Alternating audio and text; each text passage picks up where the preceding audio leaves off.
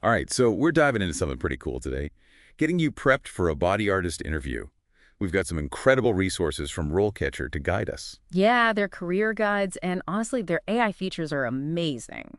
Really think of this deep dive as like a cheat sheet.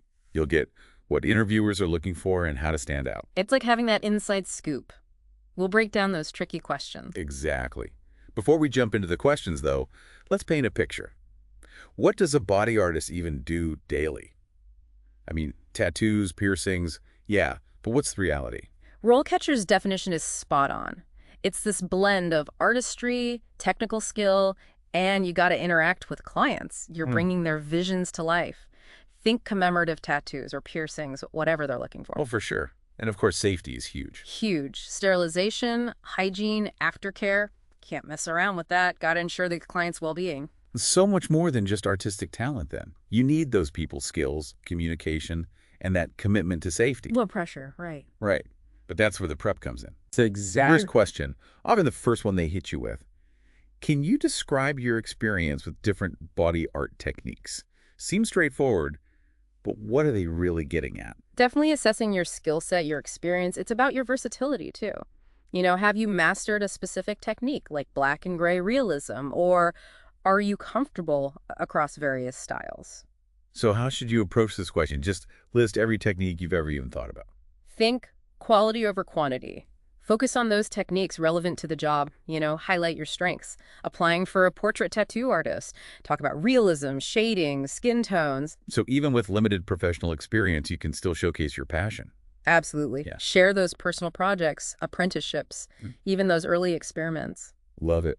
What about follow-up questions? What might they ask to dig a little deeper? Could be about your favorite technique and why, or which you find challenging, how you're improving in that area. Might ask about a technique in the job description just to see if you paid attention. So be ready to go beyond the surface. Show you've thought about your skills and how they fit the job. RoleCatcher has some sample answers, right? They do. They suggest saying something like, I've always been drawn to the precision and detail of fine line tattooing. Oh, that's good. Why is that effective? It highlights a specific area of interest, and it hints at meticulousness, which is, let's be honest, crucial for any body artist. That's a great takeaway. Yeah. All right. Question 2. How do you ensure that your body art is safe for clients?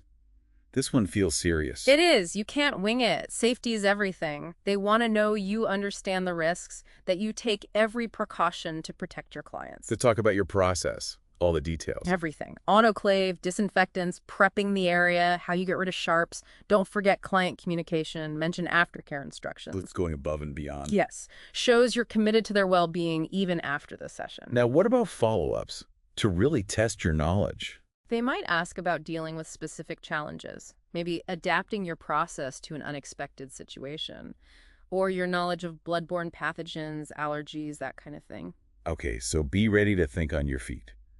RoleCatcher's sample answer here stresses going above and beyond the standard safety protocols. That's a powerful statement. Shows commitment to exceeding expectations. Exactly. Question 3. Can you describe your design process when working with clients? This feels more creative, right? It is. This is all about turning the client's vision into a piece of art they'll love. Collaboration, communication, finding that balance between your style and what they want. Should you walk them through each tiny step? Hit the key points. Explain how you listen, ask questions, sketch out ideas together, present options. RoleCatcher's guide says body artists need to stay up to date with trends. How could you work that in here? I make sure to stay informed about current trends, but I always prioritize the client's unique vision and preferences. Shows you're current, but not ruled by trends.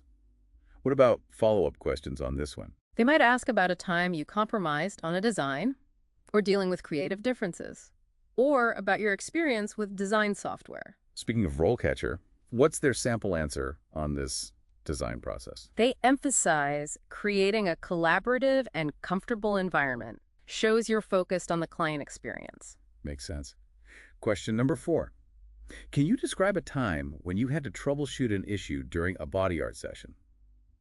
A bit of a curveball. For sure. This is all about problem solving, staying cool under pressure. Things happen, so they want to know you can handle those unexpected situations. So what kind of example? Does it have to be a huge disaster? Not at all. A smudged stencil, a client changing their mind, a piece of equipment acting up. Show how you assessed it, came up with a solution. kept the client in the loop. Okay, so it's showing you can adapt. What about potential follow-up questions? They might ask about the outcome. Was the client happy? Or a time you messed up, what you learned. What's RoleCatcher's sample answer highlight here? Remaining calm and focused. Exactly what you want to get across. Perfect. Question 5 now. How do you stay up to date with the latest body art trends and techniques? Showcasing your passion here, I imagine. It's about that and continuous learning. Body art's always changing. They want to see you're engaged, ahead of the curve. So how to impress them? Just say you're on Instagram a lot? No way. Be specific. Publications you follow, workshops, conferences, courses you've taken, artists you admire, social media accounts or blogs you find insightful. RoleCatcher's guide says body artists can specialize. Could you tie that in? Totally. I'm currently focusing on improving my black and gray realism skills, so I've been attending workshops and studying the work of masters in that style. Shows real dedication. What about a potential follow-up? They might ask you to describe a specific trend and how you've incorporated it, or a new technique you're excited about, a challenge you faced adapting to a new trend. And what does RoleCatcher's sample answer emphasize for this question? Continuously expanding my knowledge. Highlights your dedication to staying at the forefront of body art. Okay, question 6. Can you describe your experience working with different types of skin tones? This seems super important. It is. Skin tone impacts the final result, right? They want to see that you understand the nuances, that you can create safe and beautiful work for everyone. Should you go into a whole science lesson about melanin? No need for a lecture. Demonstrate a basic understanding, though. Focus on your experience, your approach. Talking about communicating with clients about colors, placement, and healing based on their skin tone. Give me an example. Okay. I always make sure to have a thorough conversation with my clients about how different colors might appear on their skin tone. We work together to choose a palette that will look its best, both healed and fresh, and I provide customized aftercare instructions based on their skin type. So you're showing your knowledge and that you're client-focused. Yeah. What about follow-ups here? Challenges you faced with different skin tones, how you adapted your technique, or about your knowledge of color theory and how it applies. All right, makes sense. And what does RoleCatcher's sample answer emphasize for this skin tone question? Tailoring my approach based on individual needs shows you're really considering each client's uniqueness. Okay, we're making good progress. Ready for number 7? Ready for number 7, a classic one. Pops up everywhere. Oh, I know this one. Tell me about a time you failed. Something like, can you describe a time when you had to deal with a difficult or demanding client? That's it. But it's not really about failure. It's about how you handled challenges, resolve conflicts, those tricky client situations, especially in body art. Okay, so what kind of example? Something dramatic. Doesn't need to be a huge thing. It's about your approach. Could be a client unhappy with stencil placement, someone who keeps changing their mind. Or super nervous, needing extra reassurance. Exactly. Staying calm, listening, finding a solution that works for both of you. What about the situations where you just can't make everyone happy? Like a request you're not comfortable with, artistically or ethically. Oh, good point. RoleCatcher talks about professional boundaries. You can refuse service if it's unsafe, inappropriate, doesn't align with your values. You can actually say no. Absolutely. It shows strong ethics, prioritizing safety and well-being. Just be respectful and professional. Explain your reasoning clearly. Makes sense. Back to follow-up questions. What might they ask about conflict resolution? Maybe a time you couldn't resolve a conflict, how you handle disrespectful clients, your process for giving feedback or saying no diplomatically. All right, so be ready for those tough scenarios. What does RoleCatcher's sample answer emphasize here? Finding common ground and maintaining a positive attitude shows you're solution-oriented. Makes sense. Question 8. Can you describe your experience working with different types of body art products? Staying current, I bet. Exactly. New products, technologies, all the time. They want to see you're adaptable, eager to learn. How to answer this well? Just list every brand you've used. More than a list. Show your knowledge. Different inks. Vegan inks are popular now. Pros and cons of piercing materials. Aftercare products for both. So really understanding the products, not just names. Yes. And remember safety and hygiene. Bring that in. Oh, good point. So I'm always researching new products and techniques, but safety and hygiene are my top priorities. I thoroughly vet any new product before I use it on a client, and I always follow strict sterilization protocols. Perfect. Innovation without compromising safety. Okay, follow-up questions. What could they throw at you? Experience with a specific product mentioned in the job description, or your knowledge of product allergies. Or how you stay up to date, blogs, publications, conferences. Right. Share those resources. RoleCatcher's sample answer I'm here always eager to try new products and techniques as long as they meet my high standards for quality and safety. That balance is important. shows you're open but responsible. All right, question 9. Can you describe your experience with creating custom designs for clients? Time to shine. Definitely. Your creative process, communication, collaborating with clients to realize their vision. So how to vow them? Detailed step-by-step. Key elements, a specific example.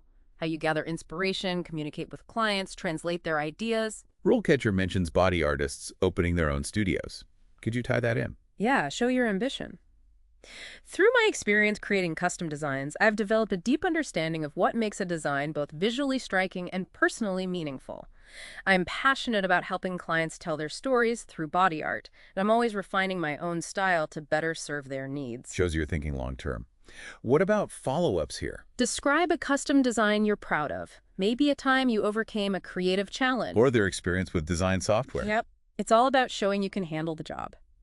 Okay, last one. Question 10. How do you ensure that your body art designs are culturally sensitive and appropriate?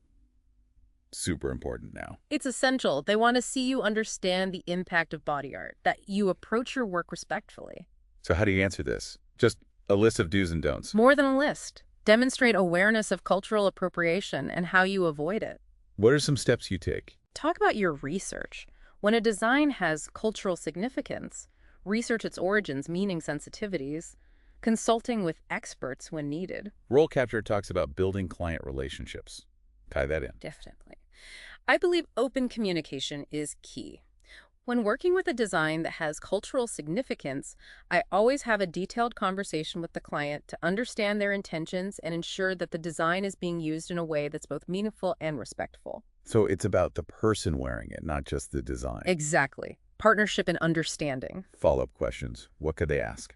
A specific example of addressing a cultural sensitivity issue. Or about their knowledge of cultural tattooing and piercing traditions. Yes, or their approach to working with clients from different backgrounds. Be prepared to share your experiences.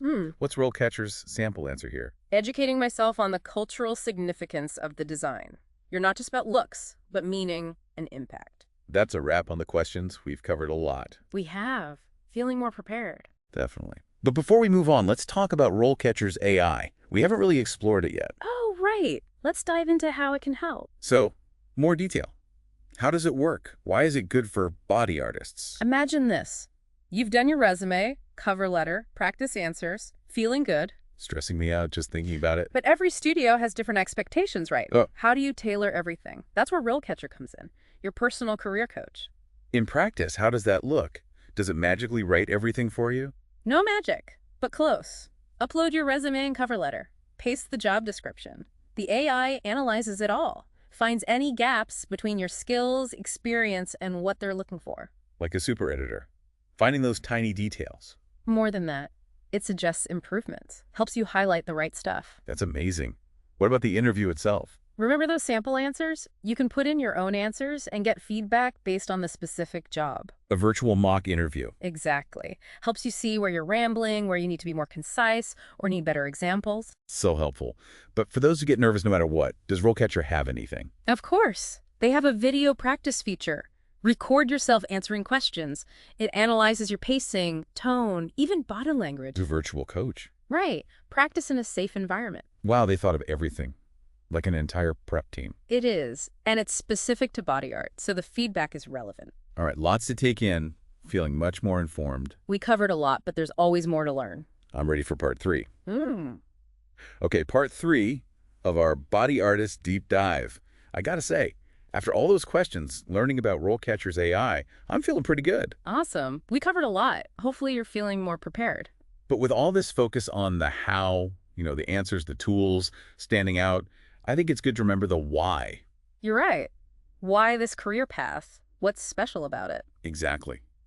So let's talk bigger picture. What got you into body art? What makes it so unique? It's that mix of creativity, skill, and connecting with people. You're not just making art, you're helping them tell their stories, mark those big moments, express themselves. It's meaningful. It's like creating art on a living canvas. Yeah, and there's a lot of trust involved. They're putting their bodies in your hands, literally. So that rapport, creating a safe space, is huge. Speaking of hands, RoleCatcher mentions the physical demands.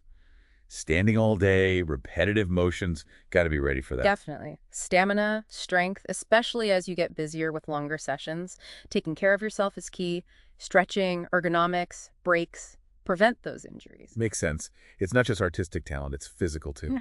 RoleCatcher also mentions health risks, chemicals, bloodborne pathogens. That's serious. Very serious. Safety and hygiene are everything. Sterilization, proper disposal, quality products, protecting yourself and the client. Okay, so it's a demanding career. What about the rewards? What makes it worth it? So many rewards. You're creative every day, always learning new techniques, experimenting, collaborating. It's never boring. And seeing your art out in the world. Exactly. It's a part of their story. And you meet so many interesting people. Very social. Let's talk career paths. RoleCatcher says you can specialize. What are some options? Tons of options. Focus on a specific style, black and gray realism, traditional Japanese, neo-traditional, watercolor, fine line tattoos are super popular. I love those. So intricate. Right. And piercing specializations. Microdermals, surface piercings, genital piercings. You could even go into niche areas, scarification, branding. So much variety. Yeah. What about beyond the technical stuff? Management, studio manager, opening your own shop.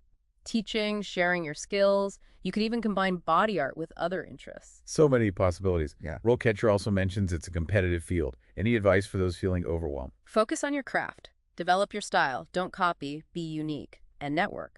Connect with other artists. Go to events. The community is supportive. People are willing to share.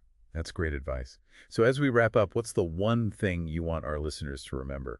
Go into that interview confident. You have the passion, the skills, and now you have these insights from RoleCatcher. Show them who you are as an artist. Perfect. Now go get that job. And check out RoleCatcher. They're a great resource. Thanks for joining us. It was great being here. Good luck, everyone.